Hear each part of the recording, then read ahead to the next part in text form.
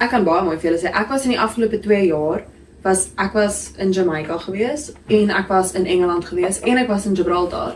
En ek bedoel, dit is ongelooflike plekke wat ek so graag in my lewe wou sien, maar ek was daar met 'n netbalspan. Ek kon nie gaan toer nie, ek bedoel, ons was in Jamaica eendag strand toe, ons was nie eers, ons het nie Jamaica ervaar nie. So ek dink, baie mense kry die idee van, jy toer oor see, dis hierdie great, en dit is 'n great ervaring, ek is baie bly ek was daar, maar dit sou soveel lekkerder wees, as ek dit saam my familie kon doen, van dan kan jy actually dit ervaar, en jy's nie net daar, want jy moet 'n werk doen nie, verstaan? So ek dink Toere maak mens moeg.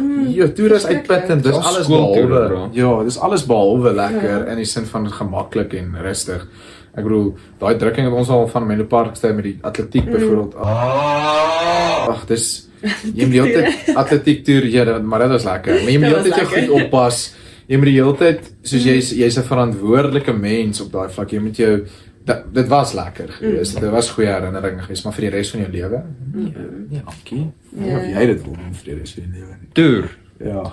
Wel, as ons die Enjoy minivan kry, dan gaan ek enjoy die wêreldtoer, maar dan gaan ons besluit dat ons weet ons stadium wat ons werk vir onsself. Nog nie, maar dis die droom.